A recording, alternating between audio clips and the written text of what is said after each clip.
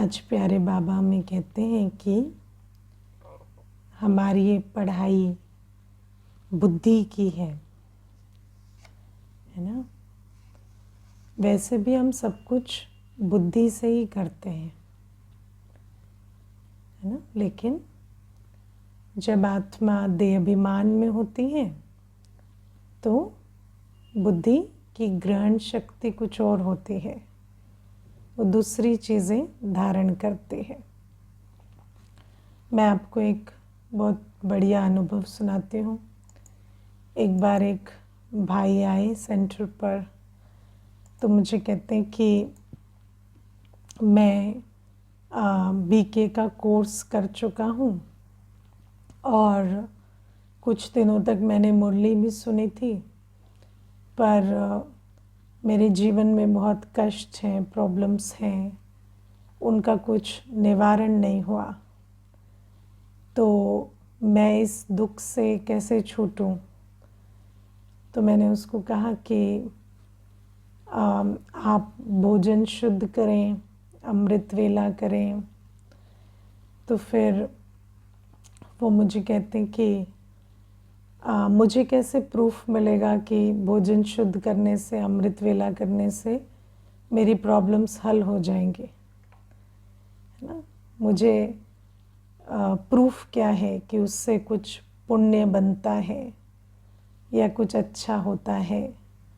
कैसे पता चलता है कि भोजन शुद्ध किए? मैंने भोजन शुद्ध किया था लेकिन मुझे कुछ फील नहीं हुआ। मैंने अमृत वेला किया, मुझे कुछ फील नहीं हुआ तो मैंने छोड़ दिया। तो मैंने कहा कि आप मुझे पहले तो, जैसे आपने मुझे प्रूफ मांगा कि भोजन शुद्ध करने से, अमृत वेला करने से पुण्य का खाता जमा होता है, यानी इसका मैं आपको प्रूफ दूं, तो पहले आप मुझे प्रूफ दो कि आप दुखी हो। मुझे तो आप ऊपर से ठीक ठाक लग रहे हैं, आपके शरीर पे कोई चोट नहीं है, कोई प्रॉब्लम नहीं है। क्या प्रॉब्लम है? घर बसा हुआ है, पैसे आ रहे हैं, सैलरी है, शरीर भी ठीक ठाक दिख रहा है, तो अपेरेंटली तो आप मुझे दुख का प्रूफ दे सकते हो कि आपको दुख है। तो वो कहते नहीं, मैं फील करता हूँ ना। तो मैंने कहा अब ये जो आप फील करते हो, अब ये जब आपने वो कर्म किए जिससे आज आपको ये दुख भोगना पड़ रहा है, तब आपको रियलाइज़ हुआ था कि इन कर्मों से मेरा दुख का खाता बन रहा है? तब आपको फीलिंग आई थी? ये तो दुख आने के बाद फील हो रहा है ना। जब वो कर्म कर रहे थे जिससे दुख का खाता बन रहा था, क्योंकि ज़रूर कुछ किया है तब तो आज दुखी है ना, तो वो कर्म करते वक्त फीलिंग आई थी? तो कहते नहीं। तो मैंने कहा फिर अच्छे कर्म करते वक्त आपको क्या ऊपर से बारिश होनी चाहिए? अच्छे कर्म करेंगे तो भी क्या फीलिंग आएगी? कुछ नहीं आएगी। बस जैसे हम विकर्म करते चले जाते हैं, दुख का खाता बनता है, फिर जब वो दुख का खाता सामने आता है तो हमें पता चलता है कि अच्छा हमने कुछ तो किया है, तभी तो ये दुख का खाता सामने आ रहा है। तो ऐसे ही जैसे हमें पाप कर्मों का ज्ञान नहीं होता तो हम देहाभिमान वश कई पाप कर्म करते हैं। उस पाप कर्म को करते वक्त तो हमें कुछ खराब फीलिंग थोड़ी आती है, हम तो अच्छा ही फील कर करके करते ना, तभी तो करते चले जाते हैं। लेकिन फिर जब उसका रिजल्ट सामने आता है तो हम कहते हैं अच्छा मेरे कर्मों में कुछ प्रॉब्लम है, इसीलिए आज हम इतना दुख भोग रहे हैं। तो फिर उसका निवारण हो, उस कष्ट से छुट्टी मिले, तो इधर धक्के खाते हैं, उधर धक्के खाते हैं, ये होता है।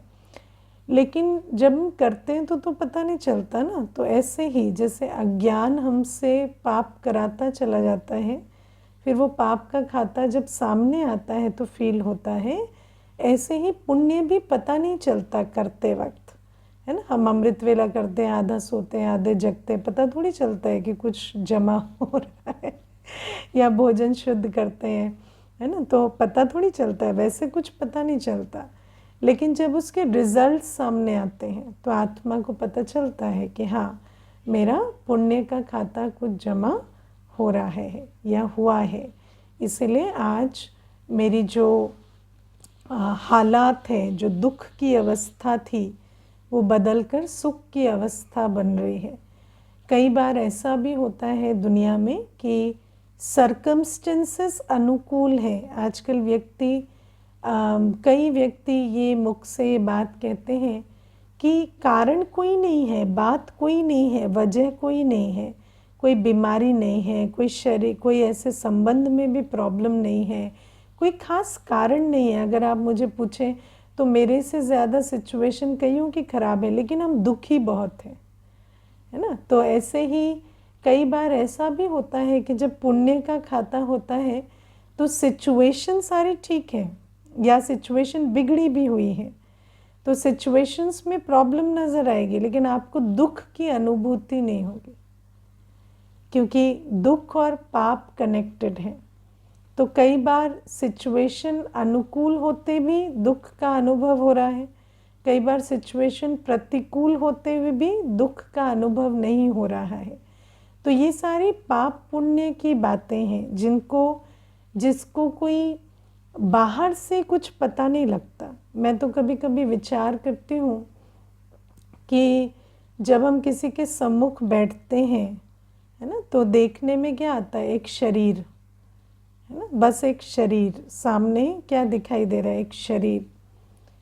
लेकिन एक आत्मा जो उसके अंदर बैठी है, वो कितने कितने जन्मों की उसकी यात्रा उस आत्मा के अंदर है, उस आत्मा के मन में, बुद्धि में, संस्कार में कितना कुछ भरा पड़ा है, वो पूरी दुनिया हमें दिखाई थोड़ी देती है है ना। लेकिन जब हम इंटरेक्ट करते हैं, हम तो देह अभिमान में एक शरीर समझकर किसी से इंटरेक्ट कर रहे हैं, लेकिन वो आत्मा कोई भी हो सकती है, कुछ भी हो सकती है। उस आत्मा की इतनी बड़ी यात्रा है, ये हमारी बुद्धि में नहीं आता। तो बाबा हमें कहते हैं ये जो सारा खेल है ये बुद्धि का है, ये पढ़ाई, ये प्रोग्रामिंग, इतना सब कुछ हमारी बुद्धि में पड़ा होता है। और जैसे आज बाबा हमें आकर पढ़ाई कराते हैं, ऐसे हम दुनिया में भी बहुत सारी पढ़ाई करते हैं, जन्मों जन्मों से हम पढ़ते आए हैं। हमारी बुद्धि मोस्टली पढ़ाई से ही भरती है ना। जैसे आप हिस्ट्री की बात ले लो, ज्योग्राफी की बात ले लो, है ना, द वर्ल्ड हिस्ट्री की बात ले लो या इंडियन हिस्ट्री की बात ले लो, तो वो कोई हमने देखी थोड़ी है, लेकिन वो सारी जो हम पढ़ाई स्कूल में करते हैं, कॉलेज में करते हैं, वो पढ़ाई भी तो सारी हमारी बुद्धि में बैठी होती है। और जन्म जन्मांतर से हम कितनी लौकिक पढ़ाई पढ़ते आए हैं, है ना।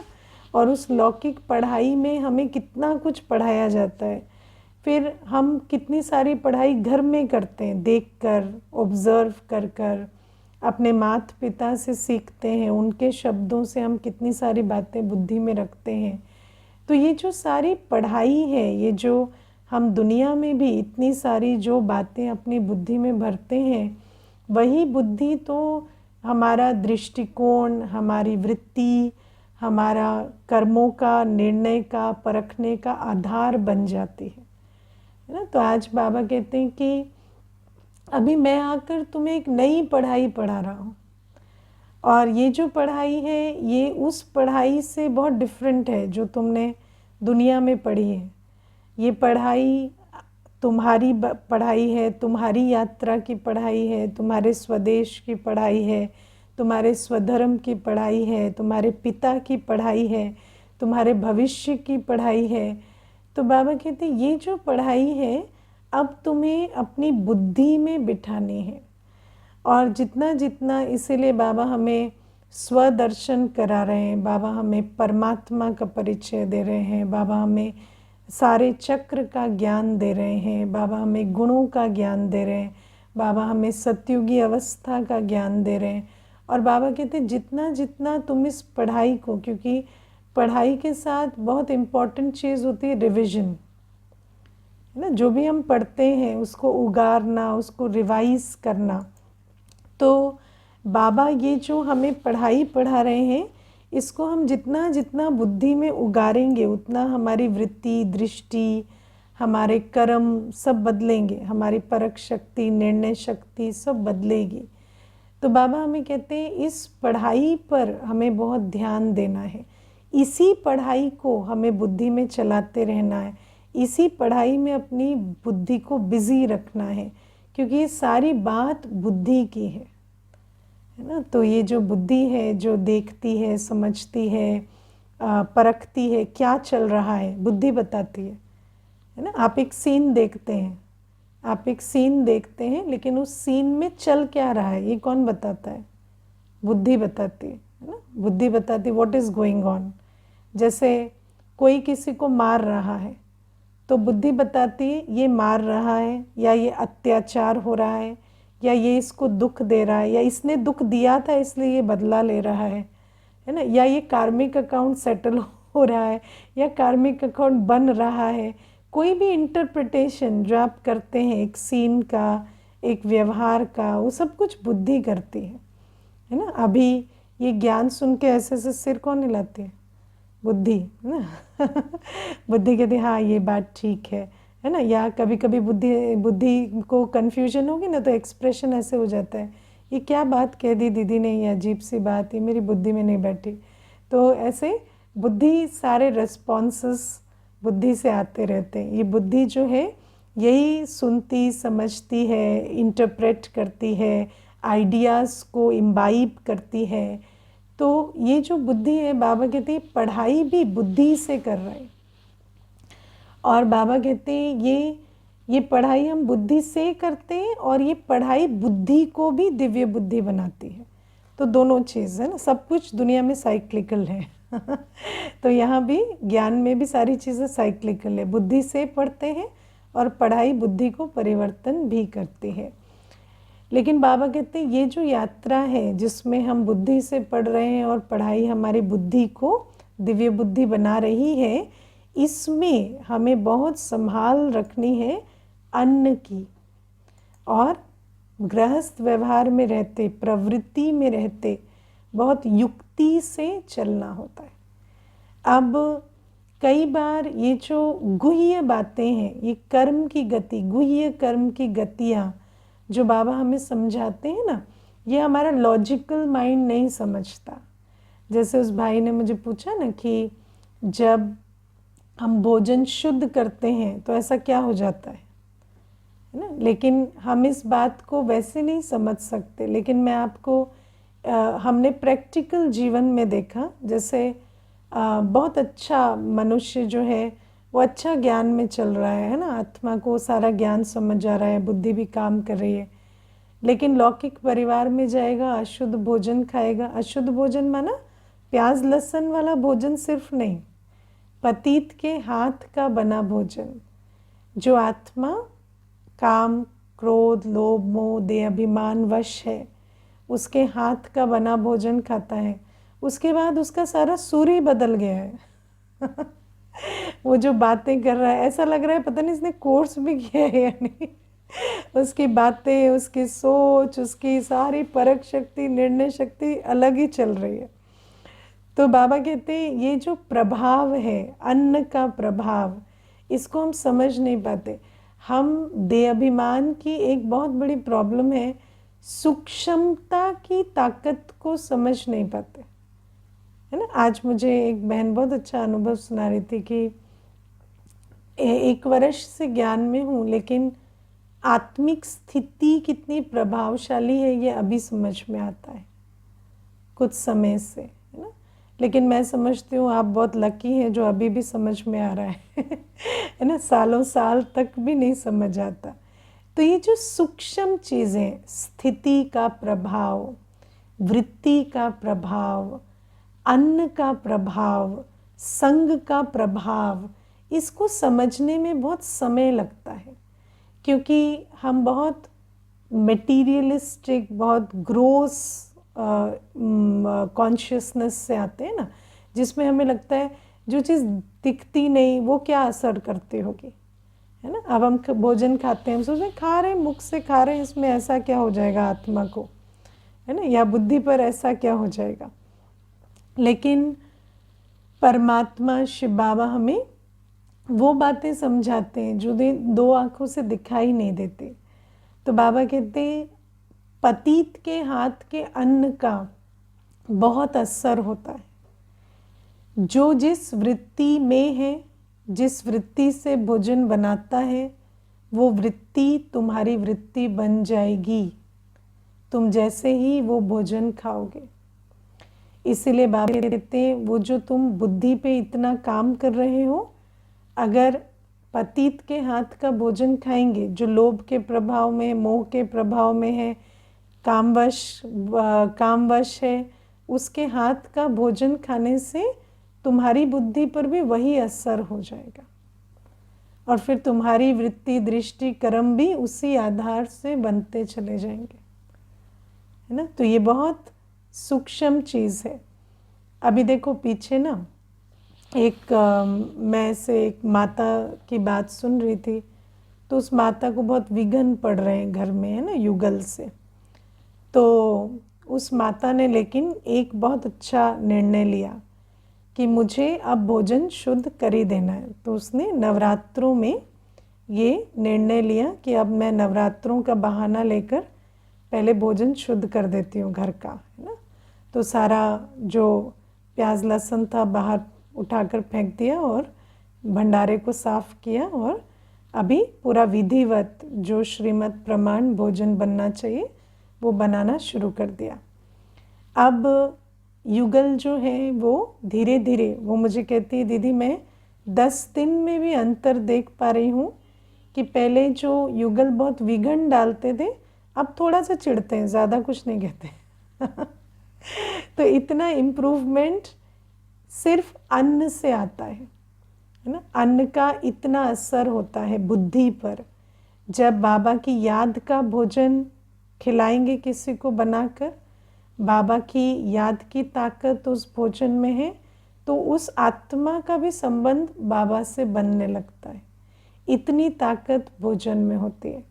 इसलिए बाबा कहते हैं अन्न की बहुत संभाल रखनी है गृहस्थ व्यवहार में रहते।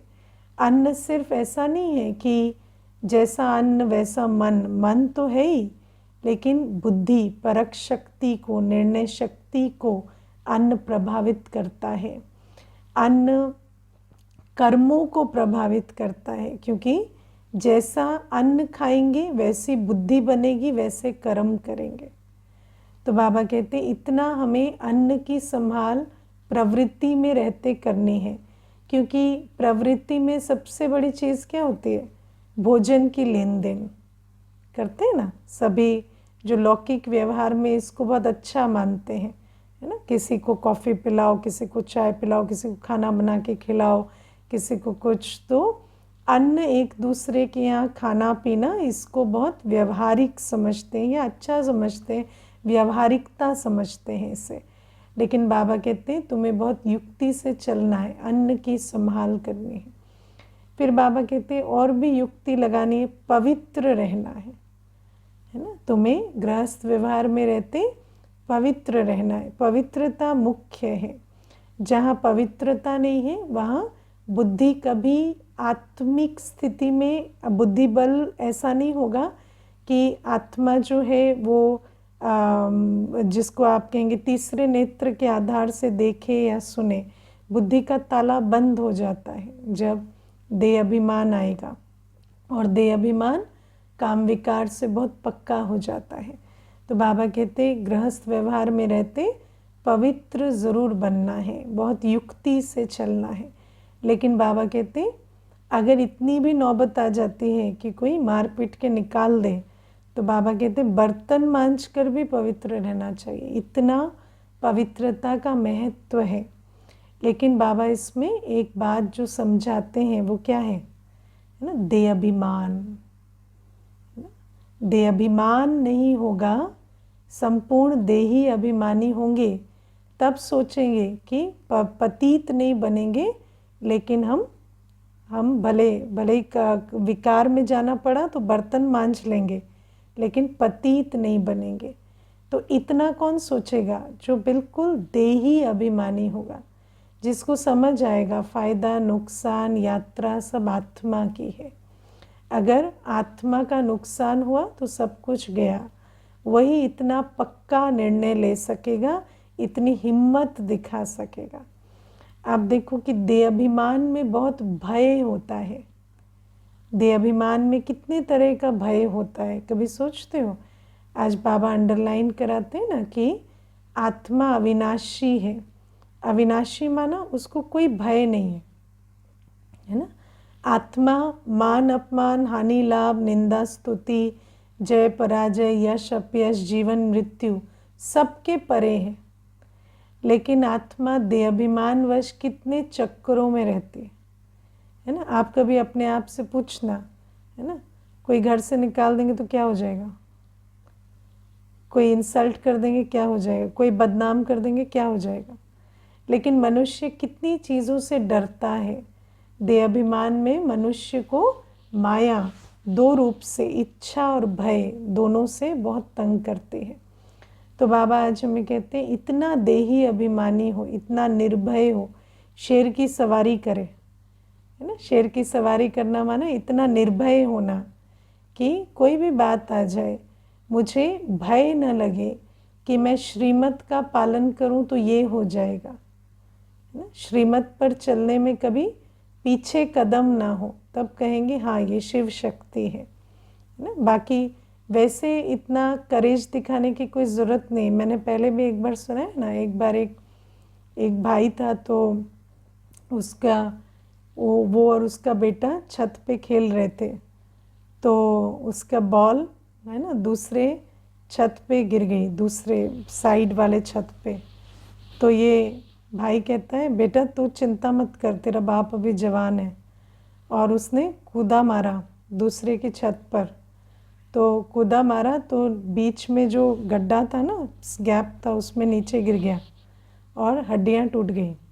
ठीक है, तो फिर बात जब मेरी हुई तो मुझे कहता है पर बाबा तो कहता है ना हिम्मत दिखानी चाहिए, है ना। तो ऐसे तो ये वाली हिम्मत नहीं हाँ, कि हम छत से कूद जाएंगे, हम ये कर लेंगे, है ना, ये हिम्मत नहीं। एक बार मुझे एक और बढ़िया बात बताती हूँ। एक बार एक भाई मुझे कहता है कि मेरा एक फ्रेंड है, तो उसको भूत बाधा हो रही है। तो वो कहता है कि उसके यहाँ कोई आत्मा ने डेरा डाल दिया है, तो मैं उसकी मदद करूं। तो मैंने कहा और आप मदद कैसे करेंगे? तो कहता है कि मैं जाऊंगा वहाँ, बैठूंगा और ललकारूंगा कि मेरा कुछ कर सकते हो तो करो, मैं शिव पिता की संतान हूँ। तो तो मैंने कहा और अगर ललकार के वो आ गई तो क्या करोगे? तो कहता ऐसा थोड़ी हो सकता है दीदी, मैं शिव बाबा की संतान हूँ। तो मैंने कहा नहीं नहीं, मैं वो नहीं कह रही हूँ, मैं ये पूछ रही हूँ कि अगर आ गई तो क्या करोगे? तो 15 मिनट तक मुझे कहता रहा आएगी नहीं। तो मैंने कहा देखो हाल क्या है आपका, हाँ आएगी नहीं उस पर इतना पक्का हो कि आ गई तो क्या करना है वो प्लान भी नहीं है आपका, लेकिन आपको इतनी हड़बड़ी लगी हुई है कि मैं जाकर उसका निवारण कर दूँ। तो मैंने कहा आप चुपचाप बैठो और उसको बोलो कि वो योग लगाए, है ना। या अगर उसको आपको लगता है कि कोई और मदद चाहिए तो वो दे दो, लेकिन ये हिम्मत हमें नहीं दिखानी होती। बाबा कहते हैं ये हिम्मत नहीं होती। कई बार हम ये शब्द सुनते हैं ना हिम्मत, तो हमें लगता है ये वाली हिम्मतें दिखानी होती। बाबा कहते हैं नहीं, हिम्मत माना श्रीमत पर चलने में हिम्मत। बाबा ने मुझे जो पवित्रता की मत दी है, बाबा ने मुझे जो योगी बनने की मत दी है, बाबा ने जो मुझे अन्न की पवित्रता, संग की पवित्रता, ब्रह्मचर्य का व्रत, जो भी बाबा ने मुझे बताया है, उसमें जो भी चैलेंजेस आते हैं, जो भी बातें आती हैं जहाँ पर मुझे लगता है ऐसा किया तो ये नाराज़ हो जाएंगे, वो क्या करेंगे, कहीं ये छूट जाए वो छूट जाए, है ना। कई बार कुमार कुमारी होते हैं तो माता पिता कहते हैं हम तुम्हें प्रॉपर्टी नहीं देंगे, है ना। या युगल होंगे तो कहेंगे हम आपको छोड़ देंगे। तो घबराना नहीं है। बाबा कहते तुम शिव शक्ति हो, है ना। तो बाबा कहते निर्भयता होनी चाहिए, देही अभिमानी अवस्था हो कि मैं आत्मा हूँ, शिव शक्ति हूँ, देही अभिमानी अवस्था हो। लेकिन देवियों को देखा है ना, सिर्फ तलवार नहीं होती हाथ में, है ना। सिर्फ तलवार लेके, सिर्फ देवी गुस्सा चेहरा में रखे और सिर्फ तलवार चलाए तो अच्छी लगेगी देवी? नहीं।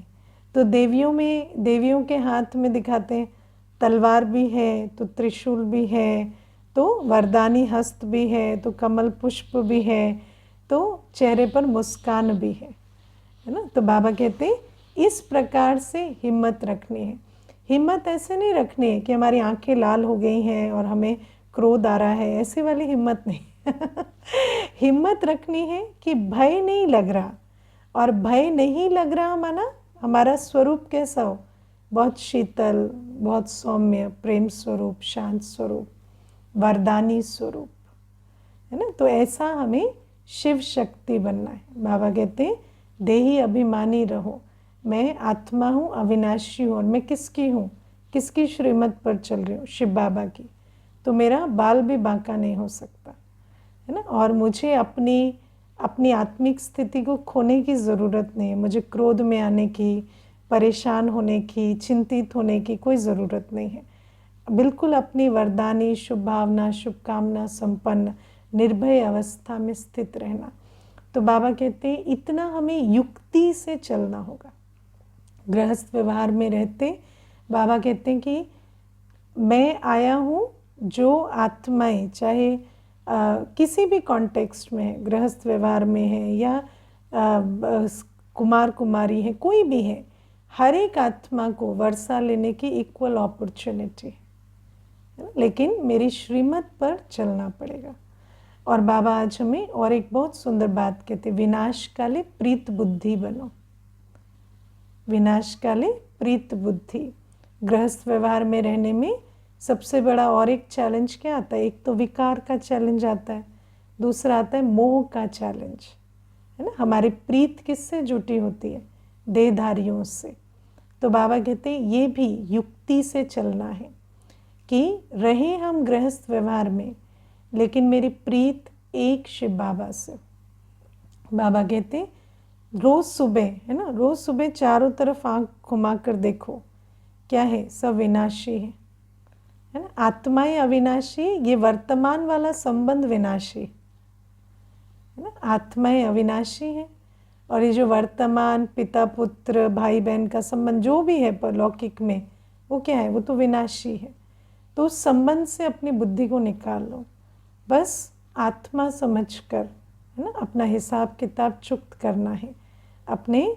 बाबा आज कहते हैं ना, ऐसा भी नहीं कि किसी से मिले तो रूखा व्यवहार, कोई मिले तो खुश कैराफत भी पूछनी है, चलना भी है। तो उनके साथ बाबा ने उस दिन कहा ना, मित्रता भी बनी रहे, संबंध भी अच्छा रहे, और फिर हम लगाव मुक्त भी रहें, ऐसे हमें चलना है। तो बाबा कहते इतना युक्ति से हमें चलना है, लेकिन उसके लिए सबसे इम्पोर्टेंट क्या है, प्रीत बाबा से। क्योंकि बाबा से प्रीत होगी तो फिर हर एक के साथ हम प्रेम स्वरूप न्यारा और प्यारा होकर चल सकेंगे, है ना। बाबा से प्रीत नहीं है तो इधर थोड़ा प्यार दिखाएंगे तो अटैचमेंट हो जाएगी, नहीं तो पूरा न्यारा होंगे तो किनारा कर देंगे। लेकिन बैलेंस माना बाबा से प्रीत। तो बाबा ये भी आज अंडरलाइन कराते हैं कि गृहस्थ व्यवहार में रहते विनाश काल आया हुआ है, सबको दिख रहा है, तो प्रीत बुद्धि बनना है एक बाबा के साथ। और बाबा आज कहते हैं कि तुम्हें कोई भी अहंकार नहीं रखना है ना। आज बाबा क्या कहते हैं, बाप बच्चों को समझाते हैं, दिल हमेशा साफ रहनी चाहिए, ज़रा भी अहंकार ना हो, बिल्कुल गरीब बन जाना अच्छा है ना। बिल्कुल गरीब माना मैंपन मेरेपन से मुक्त, मेरी प्राप्तियाँ, मेरा धन, मेरी पोजीशन, मेरा ये मेरा वो, सबसे मुक्त बन जाना है ना। जो भी कुछ है वो सेवा अर्थ है। बाबा कहते हैं जो सफल करेगा वो उसकी सफलता पाएगा, जो अहंकार में रहेगा उसका धरा रह जाएगा।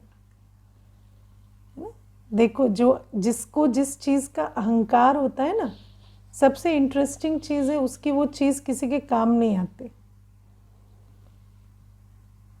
जिसको जिस चीज़ का अहंकार होता है, अहंकार उस चीज़ को कभी सफल नहीं होने देता, है ना। जिसको रूप का अहंकार होता है उसका रूप कभी किसी के काम नहीं आता, जिसको धन का अहंकार होता है उसका धन किसी के काम नहीं आता।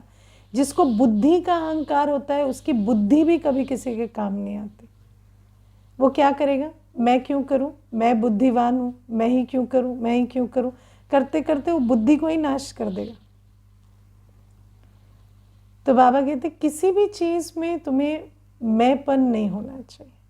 जिस चीज का अहंकार होगा ना, वो अहंकार उसी चीज को सफल करने से रोक देता है। और बाबा कहते हैं मैंपन जो है, मैंपन सफल करने से रोक देता है। इसीलिए बाबा कहते हैं और इस जन्म में जो सफल करेगा वो सफलता पाएगा। आपके पास क्या है डजंट मैटर, आप क्या लगाते हैं दैट मैटर्स। जो करेगा सो पाएगा, जो रख के रखेगा उसका कुछ नहीं होने वाला। तो बाबा कहते अहंकार नहीं होना चाहिए। अहंकार ये बहुत बड़ी चीज़ करता है ना। मुझे याद है मैं जब शुरू में ज्ञान में आई तो मुझे, है ना, ज्ञान में भी नहीं है, मतलब एकदम शुरू की बात बता रही हूँ, जब ज्ञान भी क्या है नहीं पता था, तो मुझे ऐसा लगता था मैं बहुत इंटेलिजेंट हूँ, है ना। तो मैंने एक बार किसी को कहा तो मुझे कहते हैं इंटेलिजेंट वो जिसको भगवान यूज़ करे, जो भगवान के काम ना है उसका इंटेलिजेंस कोई काम करे। तो बात मुझे बहुत फील हुई, मुझे सच में लगा कि ऐसी भी क्या बुद्धि है जो भगवान ही यूज़ ना करे, है ना। तो भगवान के काम ना आए तो क्या बुद्धि।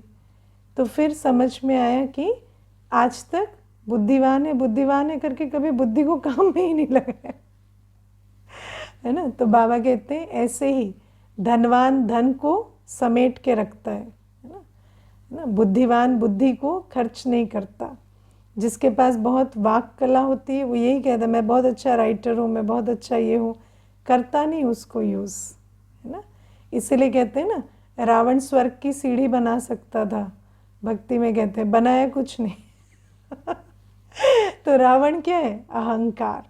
तो ये अहंकार नहीं रखना है ना। मेरे पास ऐसा है, ऐसा है, ऐसा है ना। कई ऐसे होते हैं सेंटर पर भी आएंगे ना तो कहेंगे हम धनवान हैं, हमें सम्मान दो, है ना। तो आप सफल थोड़ी करते हो, कोई यज्ञ की सेवा थोड़ी करते हो जो हम आपको सम्मान देंगे, है ना। जो गरीब बच्चे यज्ञ चलाते हैं उनका सम्मान है, आपका क्या सम्मान है ना। तो बाबा कहते हैं इसीलिए ये समझना है कि हमारी दिल इतनी साफ होनी चाहिए, दिल में मैंपन मेरापन नहीं होना चाहिए। ये मैंपन आया तो इसका मतलब गृहस्थ व्यवहार में, और गृहस्थ व्यवहार में ये मैंपन बहुत होता है क्योंकि हम हर कोई गृहस्थ व्यवहार में तो मैं ही चलता है ना। वो कहेगा मैं तो कहेगा मैं, है ना। वो कहेगा मैं बहुत ऊंचा तो कहेगा मैं कौन सा कम हूँ। तो सारे दिन मैं ही चलता रहता है। गृहस्थ व्यवहार ऐसा ही होता है, हर एक मैं के सुर लगाते रहते हैं। तो बाबा कहते हैं ऐसे प्रवृत्ति में रहते ये मैंपन को तुम्हें छोड़ना पड़ेगा, क्योंकि प्रवृत्ति बनाना माना मैंपन को बिल्ड करना। मनुष्य उसी मैंपन के लिए इतना सब कुछ करता है, ये अस्तित्व क्रिएशन, ईगो क्रिएशन, ये सारा मैंपन प्रवृत्ति में क्रिएट होता है ना। विद डिफरेंट मेथड्स से क्रिएट करते हैं, है ना। तो बाबा कहते हैं ये सारा मैंपन तुम्हें छोड़ना पड़ेगा। तब बाबा कहते हैं जब इतना करेंगे, जब ये चार बातें तो आज एटलीस्ट बाबा ने अंडरलाइन कराई, और फिर बाबा की याद, ये तो है ही रोज़ की श्रीमद् बाबा कहते हैं। तो जब इतना अटेंशन रखेंगे तब हमारी बुद्धि में पढ़ाई ठहरेगी, और तब हमारी बुद्धि यथार्थ निर्णय करेगी, परखेगी, संगम युग में कुछ वर्षा ले सकेगी। क्योंकि बाबा कहते संगम युग, भगवान तो पिछली तकदीर के हिसाब से मिल गया, लेकिन अब वर्षा लेने के लिए ये सारा अटेंशन रखना पड़ेगा। मुरली वर्षा लेने के लिए बाबा सुनाते हैं, है ना। ज्ञान तो बाबा ने दे दिया, अब वर्षा लेने के लिए रोज़ बाबा युक्ति बताते हैं मुरली में कि किस प्रकार हम वर्षे के लायक बने।